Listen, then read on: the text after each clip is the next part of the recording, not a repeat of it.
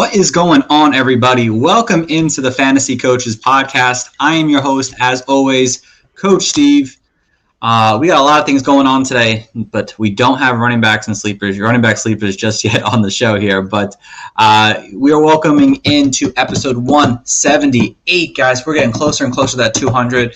And yeah, it's a little different than we usually perform here for you guys. You know, usually it's a Thursday night show, but tonight is a Wednesday night show because of Thanksgiving tomorrow and everything like that. So we're not going to be able to, give you guys some great fantasy advice. So as always, let me get in Coach Jibbs. Coach Jibbs, what's going on, buddy?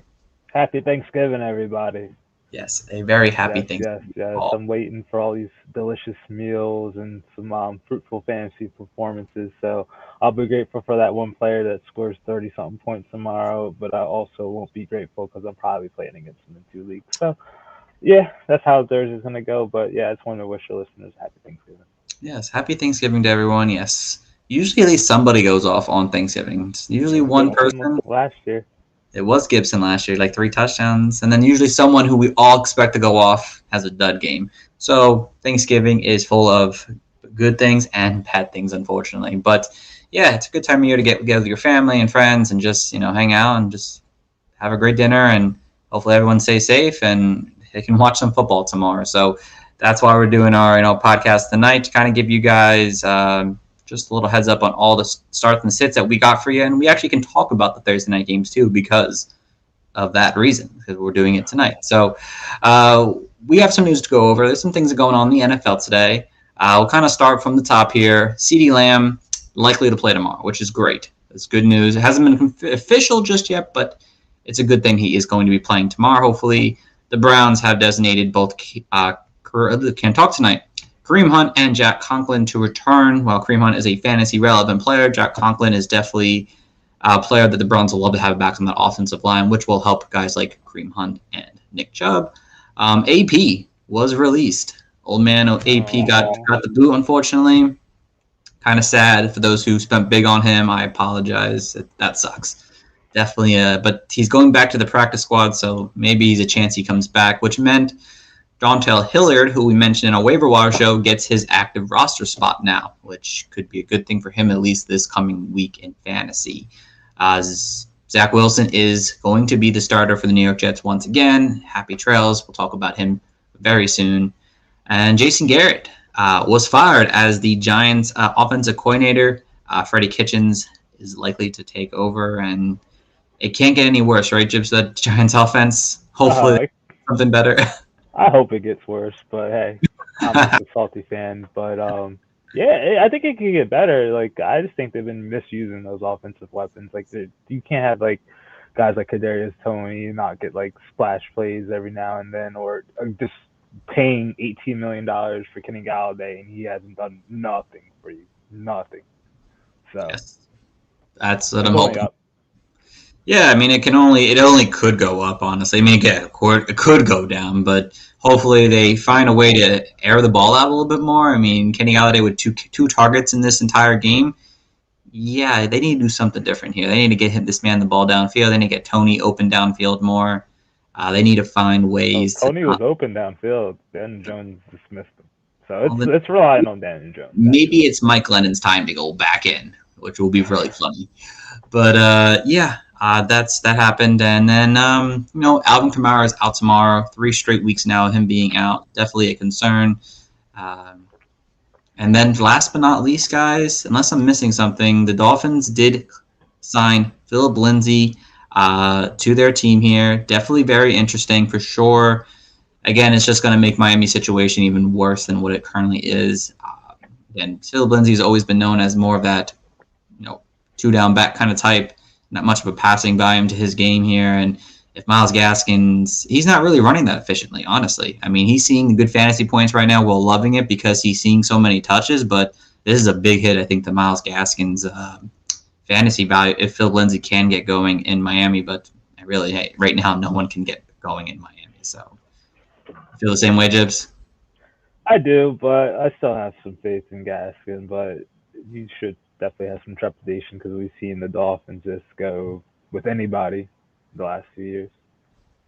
Yeah, I mean, that's true. That's for sure true. I mean, But yeah, we'll see how it goes. I mean, he's likely to probably play this Sunday here. Let's see if he really does eat into the workload. If not, well, time will tell. Honestly, Miami needs something going in the running game. They don't really have that threat that defenses are really going after. So it is what it is with that. So let's get into our main topic today, guys. Of course, we're talking starts and sits today, or sleepers and busts, as we like to call them here at the Fantasy Coaches.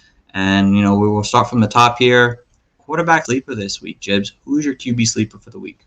I gave it to you on Tuesday, and I'm gonna do it again today. And it's Tyrod Taylor, and the matchups is too good. Like I'm thankful that he's playing the Jets this week, and I think this man could get 20 points just because the fact that he's a dual wielding quarterback, like he can run the ball. The Jets are just an abysmal defense, just very like historically bad this year, and they're trying to get it together, but every quarterback over the last 5 weeks has thrown 2 touchdown passes. So like I think Tyrod Taylor as a low ranking quarterback could be someone who's pushing as a QB1 performance this week.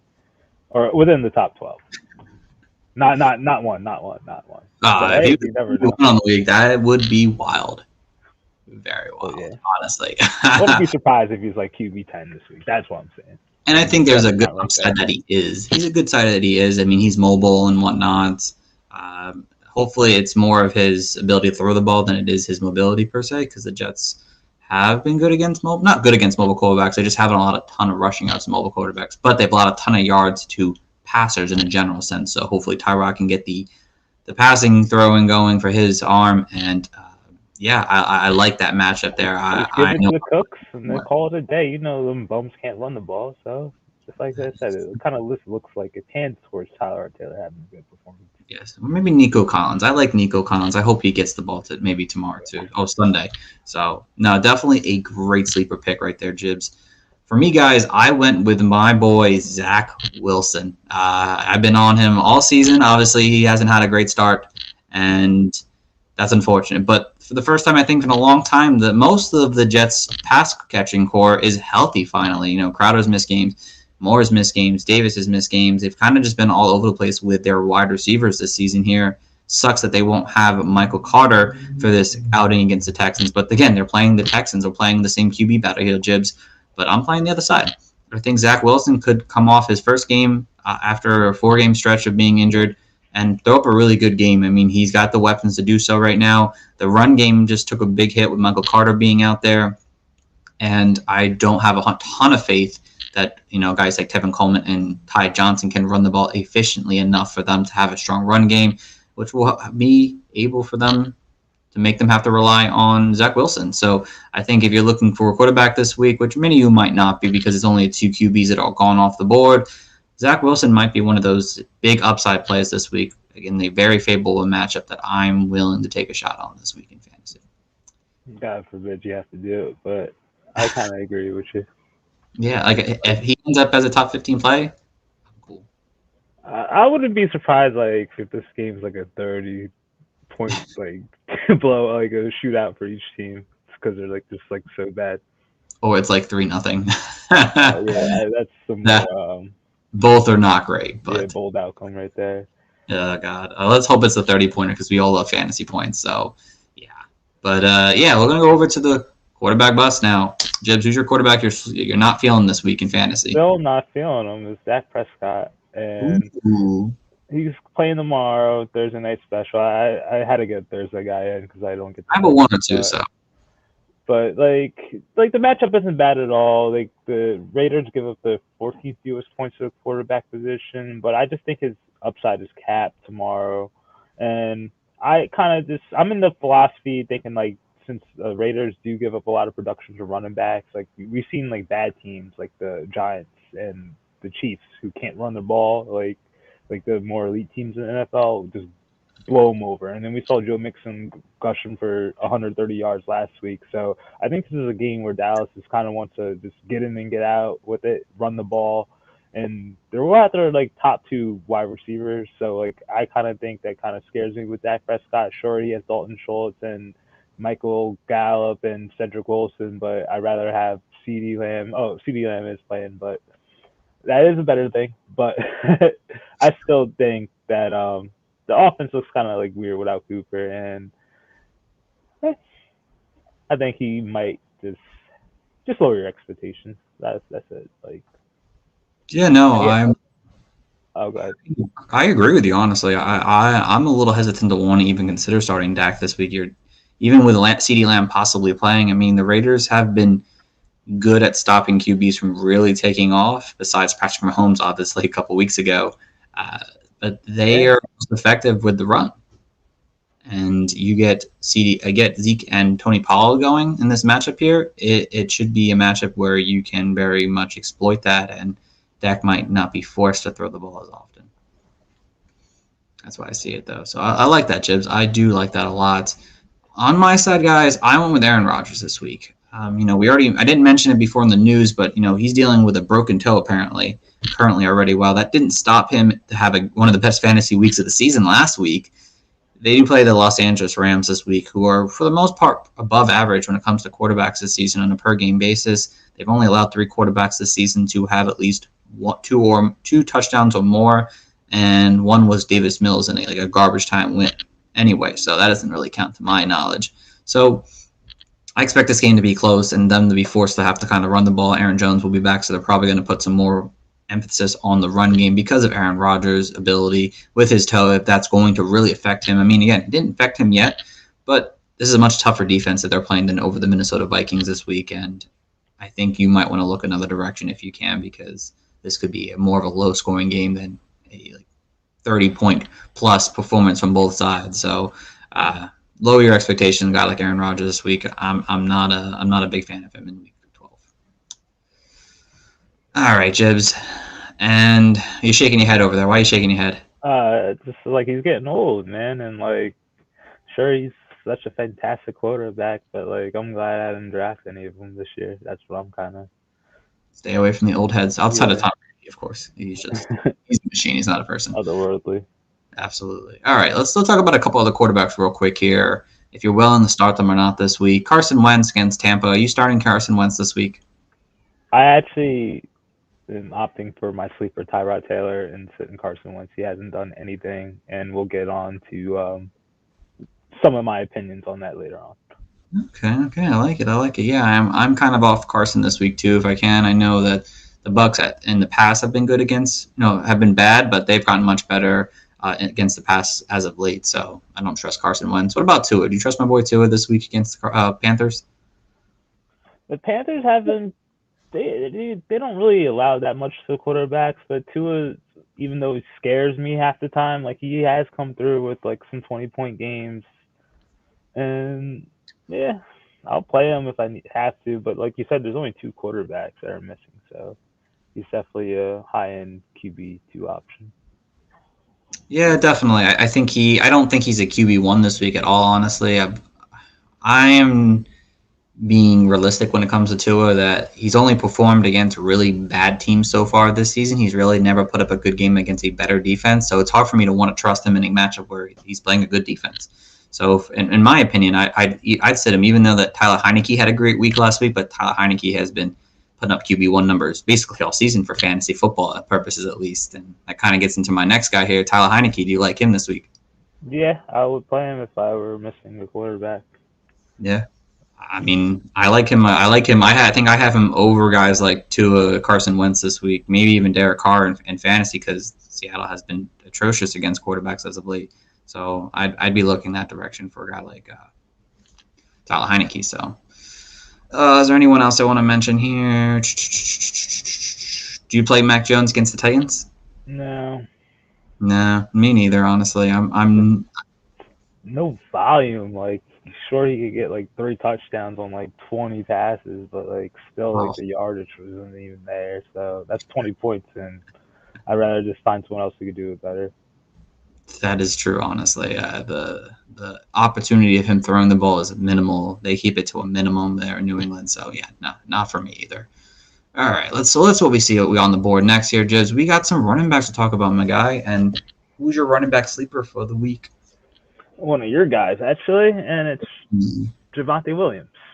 And the Chargers, it's just because the Chargers give the most rushing yards to running backs who shared basically almost 120 yards per game. And he's been making pretty good uses of his touches. I know he splits the share evenly with Melvin Gordon at times, and Melvin Gordon somehow just kind of finds it in the end zone every so often. A couple more times with Javonte Williams, but like the Chargers have a lot of running back to score in 6 straight games, and like he's been gearing and he's been almost there, clawing, trying to get to that like breakout moment of the season, and that could be this week. And I just like his chances of scoring a touchdown. Like I think like maybe the Chargers could just play run heavy style, and then maybe both of them get a score. But I'm just being optimistic. It would be Javonte Williams. Yes, I am a big fan of that, to be honest. 5 yards per carry. Yes, he is. Melvin Gordon's like at 4.3 or something. Efficient. Javonte Williams is nasty. I actually just finished writing an article actually for Dynasty Nerds, and I was saying about how Javonte Williams is a big buy now, and most of it's because you've seen these rookies this season. I've mentioned it during the season at some point that after a rookie's bye week, usually they see an uptake in usage. So they find a way to get the teams find a way to get their rookies more involved. Those who've been producing for us in fantasy. We've seen it with Elijah Moore. We've seen it with Waddle. We've seen not Waddle. We've seen it with a couple other players. I can't think off the top of my head, but we've seen some of these players take steps or see more production in their play. And I think Javonte Williams could see a little bit of an intake in his performance. Chargers are one of the worst teams against running backs, and I think this could be a really big week for a guy like Javonte. I like that, Jibs. Love that pick there. Always a big Javonte Williams fan. My sleeper this week is one of your guys, actually, but not your fantasy guys. One of your Eagles guys, and it's Boston Scott this week in fantasy football. Yeah, Boston Scott. So, guys, Boston Scott. We all know Jordan Howard's not playing in this matchup this past week. Miles Sanders was decent last week, though he fumbled at some point, which led to guys like Jordan Howard seeing a bigger workload. And Boston Scott, for some reason, saw some work as well. But he's the number 2 behind this offense. It's not Kenny Gainwell anymore. Kenny Gainwell will be far past and far in between. It's Boston Scott, the next man up right now in this offense here. And the Giants are one of the worst teams against the run this season here. And I'm looking for them to take advantage of this opportunity in fantasy. They seem to want to run the ball. They've been averaging almost 30 rushes a game right now at this point here. And I'm willing to take advantage of that right now in fantasy. Continue to start guys like Boston Scott. If you're looking for a flex option for you, if you're desperate at running back, maybe you just lost Alvin Kamara and you need a guy to fill in. Again, he's not the number 1 guy on the team, but they've been rushing multiple running backs this season here with at least 12 carries in multiple games over the last month here of the season. And if maybe one fumble away from Miles Sanders, that Boston Scott gets in the game and sees the rest of that game right there. So for me, I think Boston Scott would be a nice flexible option for you in fantasy, or if you're desperate for an RB2 for you this week in fantasy to put up at least 8 or 9 fantasy points. It's not great, but it gives you something that what you're probably projected, what you're seeing from him now is like 2 or 3. So I like his possibility for this week in fantasy. Well, good old Boston Scott, Jibs. Yeah, he's a stud. I wouldn't call him a stud, but he's solid running back, that's for sure. He's a stud for our team. Like he's a stud for he needs to. He always comes in clutch. Is that what the Eagle fan base says? Boston Scott's clutch? All right, guys. So let's get over to the running back bust of the week now. And Jibs, who's just someone you're kind of down on, someone who you're not expecting to have a big performance? Oh, I'm just going high this week. For who should I pick? I'm going to go Austin Ekeler, actually. Guy who just came off like a 40-point game, and like it's just like I'm skeptical of like backing up like a kind of performance like that. Obviously, like you don't get 4 touchdowns every week. And Denver, on the other hand, is a pretty good run defense. They allow the 9th fewest points to running backs, and I know Ekeler will get his 10 rush attempts and like his catches on deck, but they haven't allowed a running back to score touchdowns since week 7. So it's going to be like tough sledding. So obviously volume will be important for Austin Ekeler, but like they haven't allowed a running back to score more than 13.5 half PPR points since week 7. So that's a high mark, and he's a great player, but if he doesn't get a touchdown, like I'm just going to be banking on the volume. So that's why I'm a little worried about him this week. Yeah, no, I've been there before with Austin Ekeler as a bust, and he's burned me hard. But no, I definitely get the matchup for sure. Yeah, I mean, I still like him. I mean, I know you're not sitting him per se, but you're telling people to lower your expectation on him, and I get that. So I don't hate it at all. I do not hate it, Jibs. So for me, guys, I went with, who did I go with? I forget now at this point. I'm on my screens here. I can't find it. There it is. Leonard Fournette, guys. Regular season, Leonard Fournette isn't as great as Lombardi Lenny, of course, but the thing that concerns me the most is they play the Indianapolis Colts. And Indianapolis Colts are like one of the 3 best teams against running backs this entire season here. And something I've seen over the last few weeks, watching Leonard Fournette, is that he's seeing less carries and being more of a passing downs kind of running back here. And I think this is the point of the season here that we're in week 12, that they're going to need Leonard Fournette in that playoff run. If they're going to run the ball, if they're going to make the playoffs, they're going to have to run the ball a lot. And Leonard Fournette is clearly their best running back on this team as an overall running back, whether people love Ronald Jones or not. But Ronald Jones did see 8 carries in this past game here.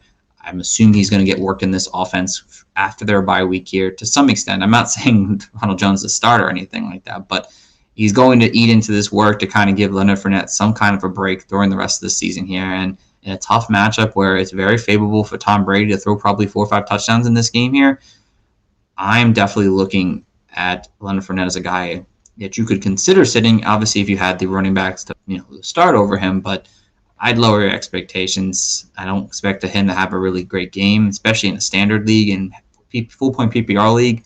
He may be okay, but if I expect this to be a really big passing day for the Bucs, and I think Leonard Fournette kind of gets lost in the shuffle where he sees it minimal work, honestly. Lombardi Lenny, Jibs. It is a killer. All right, so let's talk about some players who are on that fringe startability this week in fantasy. I'm looking up. I do payroll, guys, so I'm thinking about benefits constantly, but fringe starters this week, guys, here. So, Jibs, is Tony Pollard a start for you this week in fantasy? He'll be a flex for me. He's a flex. Okay, I like him as a flex. RB2, I think, is a possibility for him this week, honestly, if you're desperate at RB. Do you start the Jets running backs? Do you flex them? Is it a league setting? I don't want to, but I think with Zach Wilson returning, I think Ty Johnson would be a flex, and that's a better flex, I'll say. Yeah, they're not exciting options if you need to flex them. I think Tyler, we all know, is a PPR guy, and while Coleman's more of a standard guy, both are risky flex options if you're throwing them in your starting lineup this weekend, that's for sure. I'd lean other ways if you can. What about Mark Ingram? Do you play Mark Ingram against the Bills defense this week? I don't know if he's with him being limited in practice and whatnot. So I think if he plays, though, do you start him? I don't think I would, because I think he'll probably split even more worse. All right, okay. I'm probably on this. I'm not starting him in general this week if I can avoid it. So if, say, Mark Ingram's out, does Tony Jones get a starting nod for you? Tony Jones Jr. I don't know, Chiefs, against that Buffalo Bills defense. They got something to prove after losing 2-3 straight games. I think they were number 1 in running against running backs, and then after Jonathan Taylor's, they dropped all the way. They moved all the way up to 6th worst instead of first. So they do have something to prove there for sure. So if you go out and pick Tony Jones up now and he does get the start, I think you could start him as a flex option, honestly. I think he sees 12, 13-plus carries in this game here, even in a tough matchup. Again, I'm not saying he's having Jonathan Taylor-like days, but he could provide you with some kind of floor play with his opportunity he gets in this offense, because the wide receivers have a tough matchup too. So something has to give. So, all right, let's see here. What other running backs we got here? Alex Collins. Any answer for that? I don't even want to start him. He just didn't get enough run with the Seattle offense just being trailing and time of possession all the time. So if the Seahawks aren't up, I don't think he has a good game. And you also obviously seen DJ Dallas get involved in. So it's a crapshoot. No receiving game, 40 yards every week, basically. That's all you're getting. Yeah. Do you sit the Bills running backs? Yeah, Yeah, I don't know who's gonna be. Like you'll figure Matt, like Zach Moss get in the end zone, but no, it's Matt Breida, and Matt Breida's been like the most dominant one out of all of them over the last 3 weeks. So I'm definitely down on him. yeah, I don't want to start any of them this week if I can help it. I guess Singletary still would be the number one for me, but I'm not looking to start any of them. Tennessee's running backs, do you play them? Nope. No. Nah, I mean, Devontae Foreman, I would say he's going to see the 2-down work, so I would be okay as a flex option if you need to. But after that, I don't know. Hilliard, I don't know what you're going to get from him this week. I guess if McNichols is out, you could throw him as a desperate play, but I don't know if he's seeing 8 targets again in that offense back-to-back weeks, so I wouldn't risk that. Let's see. Anyone else? No, I think we're going to cut it off there. I mean, do you start David Johnson or Rex Burkhead if you need to? No. No, I don't know. The Jets. I'd rather start the Jets guys too, honestly. I don't know who to trust in that Houston backfield. I'd love to say Rex Burkhead, but I could be David Johnson for 140 tomorrow. Who knows? Oh, on Sunday, who knows? So yeah, I'm not with that either. So okay, well, that's most of the running backs here for you. Some not fringe starters per se, but guys who people might be needing to possibly play this week. So that kind of helped you guys out there. So let's go over the wide receiver sleepers. And so, Jibs, who's your wide receiver sleeper this week? I like Laviska Shenault, and I know he's been slacking pretty much the whole year, and he had a little spark last week where he caught 50 receiving yards and on 5 catches, but he just fumbled the ball. But I'm figuring he could be a little bit more productive in the intermediate range like Jamal Agnew was for Trevor Lawrence until they lost him for the season. So I know like to have what do you say? The last 2 games, 5 wide receivers has had at least 40 receiving yards. The 6th one had 39 receiving yards. So there's an obvious floor there for you. And like I know there have been times watching the Jaguars like on Red Zone or whatever, just like flipping through the channels, like when like Trevor Lawrence is trying to get him the ball. I know they have like been like off, but like I feel like he could be someone steady for the Jaguars moving forward, along with Dan Arnold, because I feel like Marvin Jones, he could have a good game as well. Could be just kind of like blanketed out with the tougher cornerback matchup. So I'm feeling Laviska Shenault, but it's like a desperation move because like obviously no one wants to roll out a Jaguar this late in the season, especially if your season on the line. You stole my guy, man. Sorry. That's who I had at that position too, man. That's tough. But yeah, Laviska, I had him as a sleeper this week. I like him as a sleeper. Someone has to catch the targets that Jamal Agnew is no longer getting in this offense here. Hopefully it is Laviska taking another opportunity. So, okay. So my next one, I guess my wide receiver sleeper, I'm going to go with Amon St. Brown. And yeah, last time they played the Chicago Bears, he was 6 for 80. He had a pretty good game against the Bears last time, or it's 8 for 60. One of the two. It's still a good game overall. Jared Goff is likely to be back in this game here. If somehow it's Tim Boyle, then just avoid this, obviously. But I think Jared Goff is going to be back in this game here, and I think somehow that the Bears' secondary is just terrible. Honestly, they're not great, and they've been torn up by wide receivers all season here. Amon St. Brown, where he hasn't had that big game that we expected after his bye yet. He's seen 10 targets over the last 2 games now. Last week was a really bad game, but he's had moments of that he's flashed with his opportunity here. And if he can get another opportunity like he did against the Bears last time, it was actually 6 for 70. I looked it up now. I'm expecting something similar, and maybe he finally scores his first touchdown of the season here in a matchup where it's somewhat favorable to the Detroit Lions. And maybe the Lions are behind in this game and they need to start throwing the ball a little bit more. I know DeAndre Swift sees tons of targets. Josh Reynolds is there now, but I'm going to take my chance on Amon St. Brown if you're looking for a big desperation play, or maybe you're in a deeper man league and you're looking for a regular flex play. I would take my shot on Amon St. Brown because this might be one of the few games left of the year where his matchup is good enough to play. Yes. I didn't think Jared Goff was coming back. It seemed like he's coming back. From what I've been reading, he seems like he's probably more caught up than I am. I'm just like, I was just been banking on the Tim Boyle. Yeah, I mean, projections still have Tim Boyle playing something, but it seems like he's going to be back. So I'm going that direction. Maybe Tim Boyle actually has a better game finally this coming week here, and not what we saw from him last week: 70 yards and and 2 interceptions. We can't have that again for Tim Boyle. If you're listening, Tim Boyle, step it up. All right, so let's head over to the wide receiver bust now. Jibs, who is your wide receiver bust this week? Michael Pittman, is he yours? He is not mine. Okay, so I think the Colts have something good working with them offensively, just like the Eagles, and like just running the ball. And we've seen Jonathan Taylor be absolutely otherworldly over this last month or so. Like, I just believe Frank Wright's a smart coach, and he wants Tom Brady as off the field as most possible. So, like you said, you alluded to before, obviously Tampa Bay has been pretty good against wide receivers since their like beginning of the season with like injury riddled cornerbacks, and they haven't allowed a wide receiver to get more than 60 yards since week 5. And Michael Pittman has been kind of like on a downward like trending slope. Like over the last 3 weeks, he's had minimum targets like he was used to. Like he was getting like 8-9 targets a game. Now he's down to the 5-6 range, and he's barely catching balls. So like he's making good use of his targets and his catches, but like still for the Tampa Bay Buccaneers not to allow a wide receiver to have 60 yards in the last couple of weeks span. I just am not liking Michael Pittman at all, unfortunately. And we are going to go. Just kidding.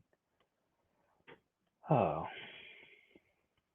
I'm back. Sorry about that, guys. Oh, there he is. Technical difficulties. Technical difficulties over here. So no, Jibs. Okay, I can understand your point on Michael Pittman. So going over to my bus now, guys. I went with Michael Gallup. I picked the Thursday night player as well. Michael Gallup. Yeah, Michael Pittman, Michael Gallup. Oh, the Michaels. The Michaels. The Michaels this week. The Michaels. All right, so Michael Pittman. See, you got me confused now. Michael Gallup, guys, he's got a tough matchup this week. The Las Vegas Raiders are really good against wide receivers. They've actually allowed the 4th fewest fantasy points per game to wide receivers. And they've only allowed 3 wide receivers since week 4 to produce over 50 yards receiving this week, this year. Not this year, but this season here now, since week 4. And the way we saw last week that offense there with the Cowboys, it was pretty bad here. And it's another similar tough matchup here. Maybe CeeDee Lamb comes back and that helps him a little bit, but he had 10 targets. He only caught 5 for 44 yards. I really don't expect much out of my people liking him because, it's a high-power offense and no Amari Cooper, and maybe CeeDee Lamb is limited to some extent here. But I'm not a fan of him this week. I think it's a trap game if you're thinking it's a good matchup for him this week. I think it's, like we mentioned before with Dak, I think it's going to be a lot of running, and Dak's not going to probably throw the ball as much as we would love for him to throw. That's why Jibs has him as a bust this week. And I think Gallup is someone, if you're starting him, he might end up having a really poor performance for you in week 12. So Michael Gallup is my bust this week. All right, Jib. So let's talk about some fringe possible starters for you this week in fantasy here. So let's see. What do we got here? Do you start Jakobi Meyers this week?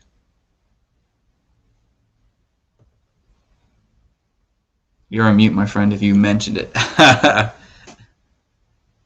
You're starting him. Okay, you're starting Jakobi Meyers. He's having technical difficulties of his own.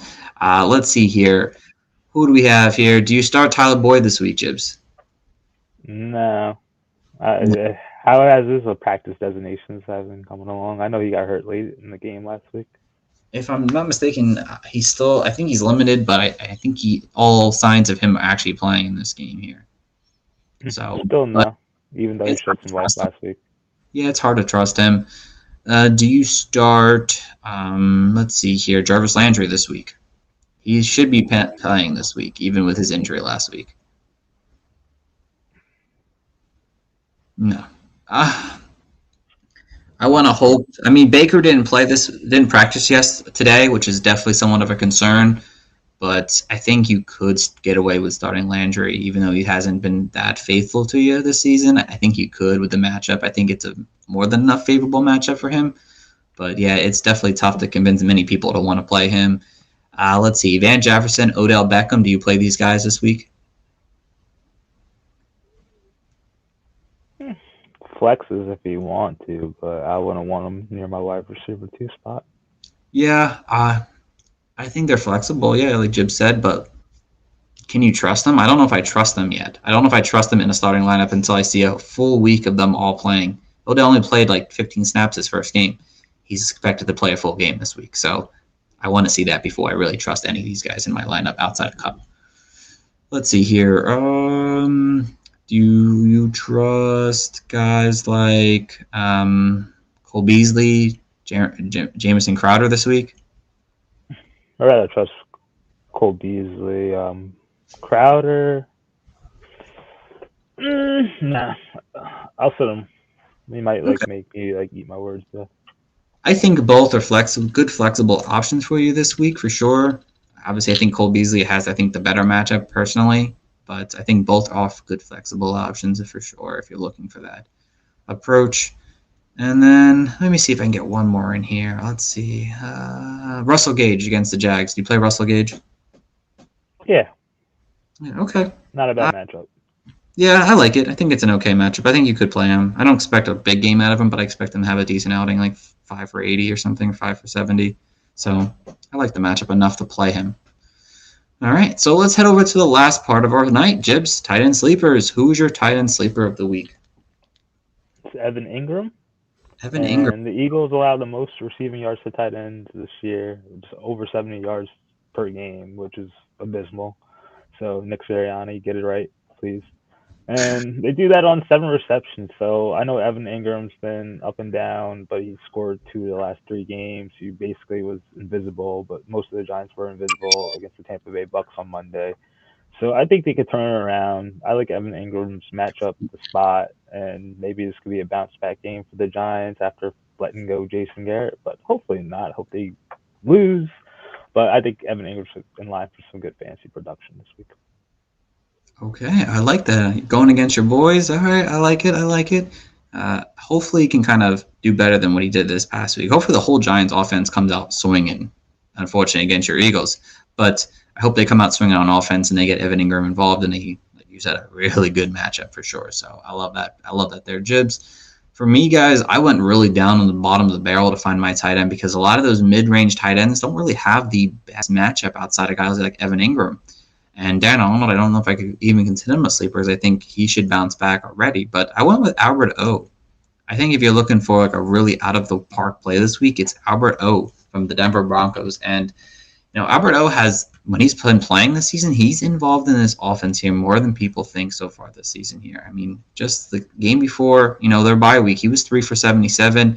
He's definitely had his moments this season here. And this is a really favorable matchup for him. The Los Angeles Chargers are terrible against tight ends this coming season here. They have not been good. They can't stop anybody. They allow the second most fantasy points to tight ends.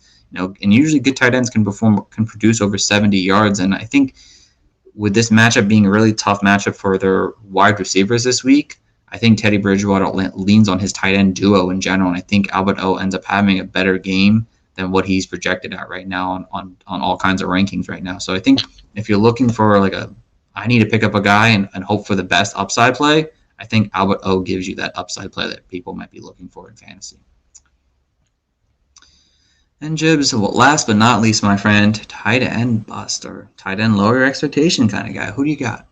TJ Hawkinson, and like you said with Amon, the situation definitely will change if Tim Boyle's actually starting, but you should lower your expectations given the fact that Jared Goff's starting. He probably won't be 100%, but we also did see this matchup in week 6 or 5, and TJ Hawkinson in the PPR leagues had 8.2 points. The Bears are pretty good at defending tight ends. I know they have been leaky over the last 2 weeks. We saw Mark Andrews with Taylor Huntley get 8 catches for 73 yards, and we saw Pat Freiermuth had 2 touchdowns a week prior. So they're letting up some production, but you just never know with the Lions, and I'll just temper my expectations with Hawkinson. If you have 2 guys like Hawkinson or Fan, I'd rather play Fan, just for instance. Yeah, no. The last time the Hawkinson played the Bears, he was 4 for 40, and Jared Goff's, again, he's kind of banged up. So can you really trust him to have that tight end 1 production? Who knows? I know that contradicts my Amon St. Brown pick, but yeah, I mean, in a general sense, I mean, we've seen Hawkinson have 5 targets over the last 2 weeks. There's definitely some kind of concern with his, target share right now that we're not getting that we saw early on in the season here. So definitely a concern for sure. For me, guys, I went with Hunter Henry. Hunter Henry has been, fire all season. I mean, mostly it's because he's seeing 1 billion touchdowns this year, but, this is a tough matchup for the New England Patriots tight ends. Tennessee has allowed the second fewest fantasy points per game to tight ends. They have been pretty much good at stopping a lot of tight ends this season. They've only allowed 3 touchdowns to tight ends, and it was a little bit of a stretch in the middle of the season here. And outside of that, they've been pretty good at kind of holding them down. And to be honest, I think this is a game where the wide receivers get involved heavily, and I think the run game continues to do what they do in the backfield there. And I think Hunter Henry, like last week, doesn't score a touchdown, and his fantasy day kind of is a bust, basically. So for me, I think Hunter Henry is someone I'm going to be looking to stay away from this week if I can. And I think that's going to do it today, Jibs. That's going to wrap up our show today, guys. That is going to be our Week 12 starts and sits, sleepers, bust, whatever you want to call it. We call a bunch of different things, week in and week out. It's our Thursday show that's on a Wednesday this week, guys. So we appreciate you guys for listening in. As always, you can find us on Twitter at Coaches Fantasy. We'll have all of our stuff posted up there. That we release, like our episodes and like that, or content that we throw out there on Twitter. And right now, because we don't have a website, unfortunately, but we'll get it back soon enough. And just continue to look out for us. We're posting things all weekend. If you have fantasy advice you need for tomorrow, hit us up. We'll help you out before we eat our Thanksgiving dinners. And obviously on Sundays, we're always around to help you guys out. So, and if you ever want to reach out to me and Coach Jibs, you can do that at Coach Stephen P. Hot Take Honcho. So thank you guys all for listening and tuning in. We want to wish you guys a happy Thanksgiving. And until next Monday, we'll be back for our next show. Have a good one, guys.